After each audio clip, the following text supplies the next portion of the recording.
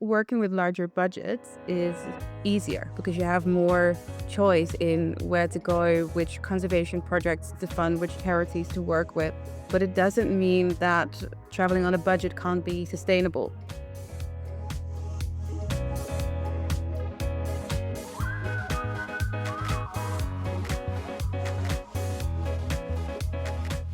Welcome back to Sustainable Today, Successful Tomorrow, where we explore real-world sustainable tourism stories that actually work.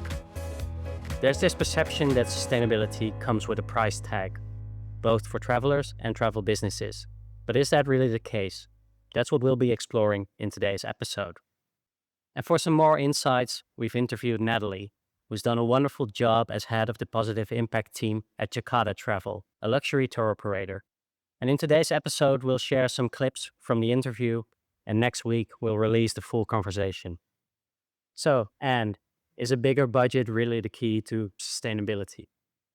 I think that's a very sensitive question, but as a very concise answer, I don't think you can't travel sustainably with a smaller budget. But I do think that the more budget you have, the more positive impact you can create while traveling. I suppose that's true. In the end, it's all about making the right decisions, right? That's definitely the case. So, do you have any news to share? Yeah, actually, we're talking about positive impact today, and that made me think. I read this book recently, Moral Ambition, by this Dutch author, Rutger Bregman, Yeah. which is about positive and negative impact in a sense. And one idea from this book really stuck to me.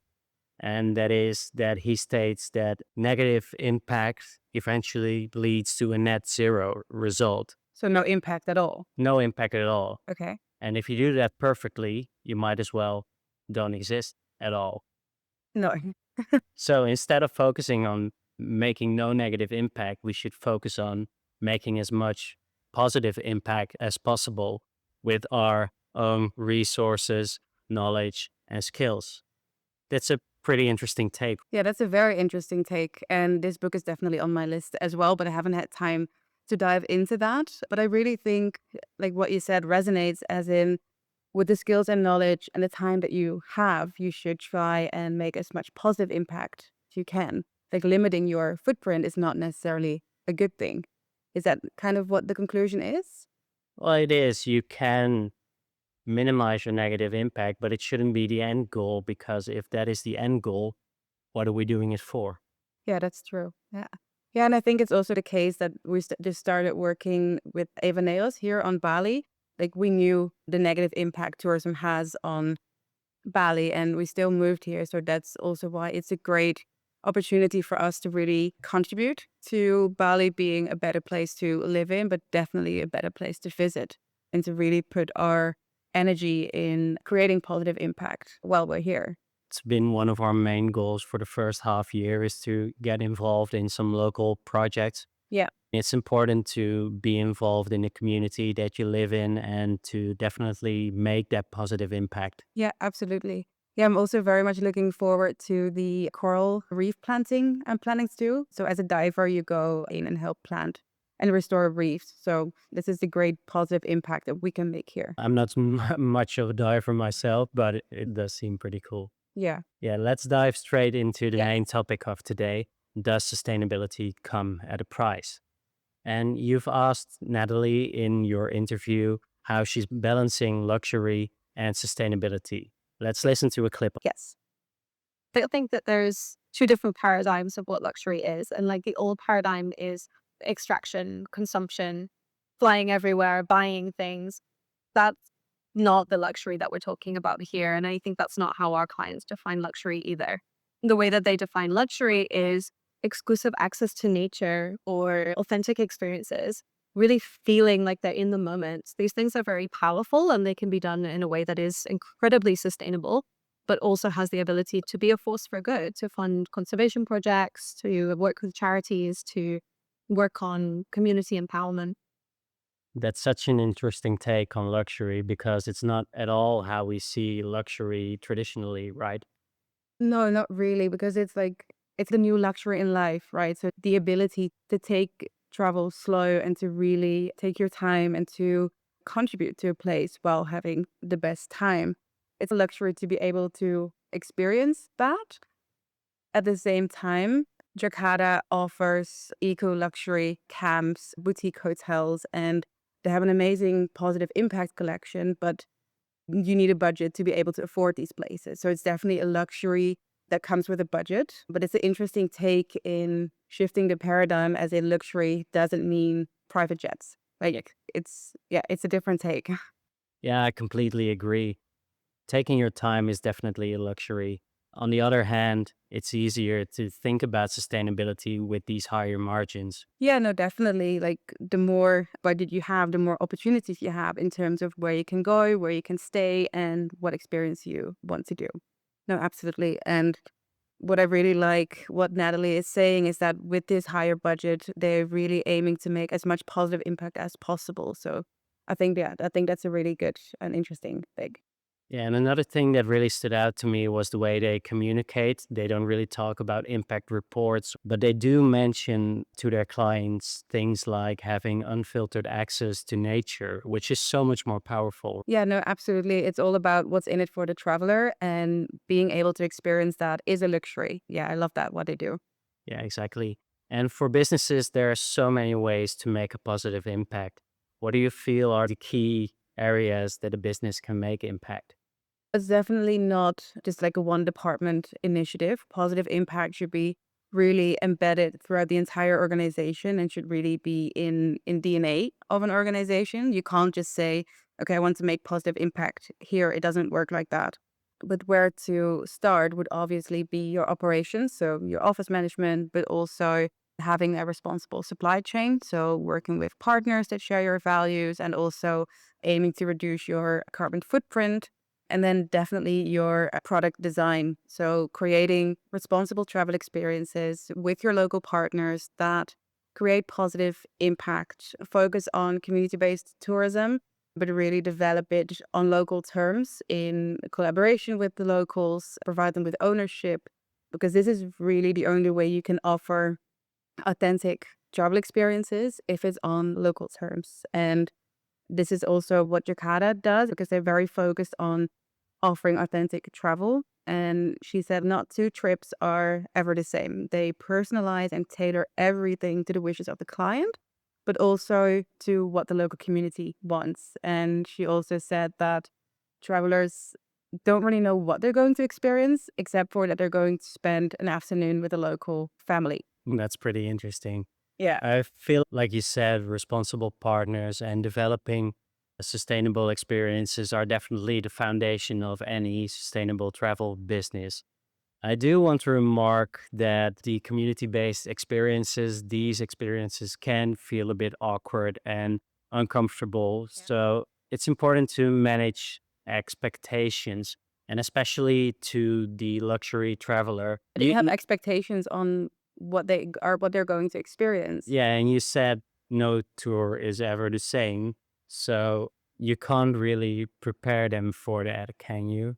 I asked Natalie the exact same thing, and she said like it's a big responsibility of Jakarta to manage the expectations and to really ensure that their travelers have an open mind and that they know it's not a set itinerary and that it's really a day on local terms. So whatever the locals feel like doing, going to the market or cooking or doing something else, they will also feel the vibe. And I guess it also depends on the traveler. So Yeah. what connection do they have and what kind of day will they have? And yeah, you have to prepare them for that, but making sure to have an open mind.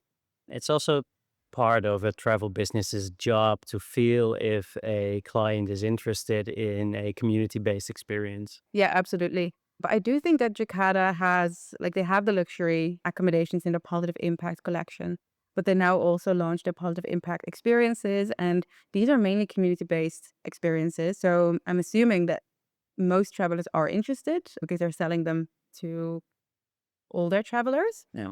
But I do think there will be a difference in the experiences that they offer. But I think overall, on local terms and open mind is Yeah. key. Really interesting how they are managing that. Yeah, no, absolutely. So, are there any other key areas that you think really matter? Yeah, definitely. What I already mentioned is reducing your carbon footprint. It's really key and essential to reduce carbon footprint. especially like in the travel industry with emissions of flights and transport. And we all know that measuring successfully is very challenging. You need a lot of skills and knowledge to do it successfully. And in that, measuring is very important, and data is everything when it comes to measuring.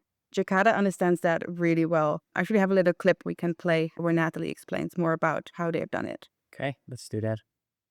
We had a team come in and help us with that. So we worked with eCollective, who've been absolutely amazing at measuring carbon emissions across the travel industry. And they were able to analyze these huge data sets. That helps us to understand how to move forward. And we're starting to collect carbon data from our properties so that we can look at that more closely. So yeah, there's many things that require data. So yes, there's a commercial aspect to my role, but I don't only work on it. I can also look outside of commercial interest and look at like our long-term goals of sustainability. And by being able to work outside of commercial interest, I can actually team up with our competitors. And when we're talking about huge data sets, often that's shared between travel companies. That's fascinating. And let's be honest, it can get quite expensive to get this kind of outside knowledge. Yeah. So it's a brilliant idea to team up in this department, don't you think? Yeah, no, absolutely. I think hiring someone to do this for you and to support and guide you in the way of calculating all these data sets is a luxury. So you need budget to do it successfully. And I guess it can definitely be done with a smaller budget, but you have to be willing to invest time in making sure you completely understand how to measure, how to compare data, and also how to communicate it successfully. Yeah, I completely agree. You either need the budget or you need to find some way to make it work. What do you think are ways for smaller companies to make this work? There's a lot of information out there, and there are also a lot of tools available for companies to just simply calculate their own data sets. But what Natalie also said is they partnered up with Hotel Resilient, which launched a platform where they share all data of properties. So they focus on sharing carbon emission data, and in terms of a ranking, they present the carbon footprints of all these properties. And having access to these data sets allows you to just use that rather than calculating everything yourself. So that would save a lot of time and effort in doing that successfully. And it's really great to see there's so much more collaboration in this field because definitely needed. It's hard. So Yeah. better Yeah. do it together. Yeah, collaboration is definitely the way forward and the faster way forward when it comes to collecting and reporting about data. Yeah. I want to circle back to something that we've touched upon a little bit earlier, and that is that not every travel business will be targeting luxury travelers, right? Probably So, not. No. do you think that targeting a specific audience should define how sustainable you can be? I think working with larger budgets is easier because you have more choice in where to go, which conservation projects to fund, which charities to work with. But it doesn't mean that traveling on a budget can't be sustainable because traveling with local transport, eating with locals, staying with locals, really engaging with them is a whole different type of sustainability, but is still sustainable and can create positive impact. Yeah, I'm not saying that the lower budget travelers don't care, but it is research that sustainability is one of the first thing to go when the budget is tight. Yeah, absolutely. And I think, and this is also what Natalie said, is that, well, you have Gen Z, and she referred to studies that they're talking a lot about creating positive impact, but often sustainability doesn't always fit in their budget. And then sustainability is the first thing to go. And what she says is that they have travelers that have the finances and they put their money where their mouth is. And with that, they have a really unique opportunity to travel for good while having an amazing time. And well, it's definitely an interesting target group to work with. Yeah, I feel like we might need to address that communicating to your target audience really depends on who you are targeting. For example, if you're targeting backpackers, you might want to focus on shopping locally or eating locally, Yeah. while when you're targeting luxury travelers, they might be more interested in exclusivity or talking about authenticity. Yeah, absolutely. Yeah, so it's the difference between staying at a locals place, which is off the beaten track, going very back to basic, versus staying in eco luxury lodge that has amazing conservation projects. Yeah, so there are definitely a difference in that, in how you communicate, because in the end, you're selling the travel experience to your type of traveler. And but if they have different needs, that means communication is different, of course. Yeah, so we're coming up towards the end of the episode now. And one last thing I wanted to ask you is what struck you most from your interview with Natalie? I think what struck me most is how much they have invested, both in time as in budget, in collaboration. So, collaboration with local partners, with their positive impact collection, with their competitors, but also their internal team. They have put this positive impact team together, and they also ensured that the entire organization can almost talk as passionately about positive impact as Natalie can. The positive impact manager. Yes, exactly. So they really put a lot of time and effort in making sure that every employee understands and also breathes or lives the Jacada values. And I think, yeah, that is very important and very interesting to see how much they value that. I actually have another little clip that we can play where she explains more about this. Let's do that. Invest in internal education. That has been huge for Jakarta. I think it's so important. I feel very confident that were you talking to anyone from Jakarta today, that they'd be able to give you a pretty good understanding of some of these topics. And it's really amazing to know that our entire team is able to go out there in the world and really back up and live the Jakarta values. Yeah, and I think what she says, and this shows the importance of internal communication, which is, well, I think equally important to external communication and marketing. And I sometimes feel that companies don't always understand how important internal communication is.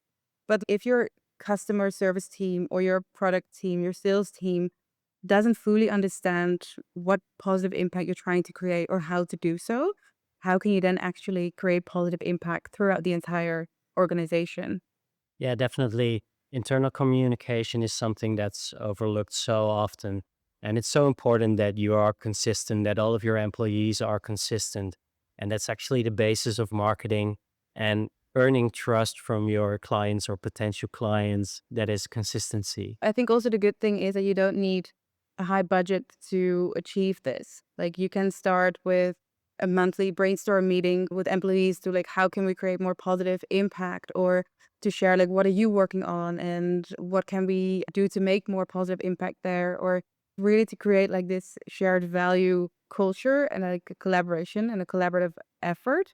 And what Natalie said, this made a big difference for Jacada, and basically any business can do this, starting small, definitely. Yeah, I think so too. It doesn't matter what your budget is. You can always start with internal training or just brainstorming and keeping it easy and keeping it small at first and really growing into it. Yeah, no, absolutely. And I also think that the more opinions you have, like the more perspectives, the more positive impact you can create because it's a shared value. So, no, absolutely. For sure. So that's where we'd like to wrap up. Any final remarks to the question, does sustainability come at a price? Yes and no. Yes, in terms of staying at luxurious eco lodges, supporting conservation projects, working with charities. Yes, comes at a price, but also an amazing experience. But no, because traveling locally, public transport, engaging with locals doesn't have to be expensive, often isn't. And it's definitely an amazing way of sustainable travel too.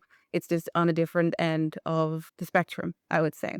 Budget isn't really a shortcut to sustainability, Definitely not. but it does help, doesn't it? It does help. And I think that's like what they say, like money can't buy happiness, but it definitely helps. And I think that's what sustainability is as well, because for a lot of aspects, for a lot of projects, you simply need money to be able to achieve it successfully or to contribute. Yeah, but there's a lot of creative ways to get it done with a smaller budget as well. Absolutely. Yeah. No, absolutely. It's just different. Okay, and with that, we would like to close off this episode, but we would love to hear from you. What would you do differently within your business if budget wasn't a constraint? So we would love to hear about that. So next episode that we're launching will be the full interview I did with Natalie. So make sure to subscribe to this channel so you don't miss it, and also like and share this episode if you enjoyed it. Thank you for listening, and we hope to see you soon. Bye.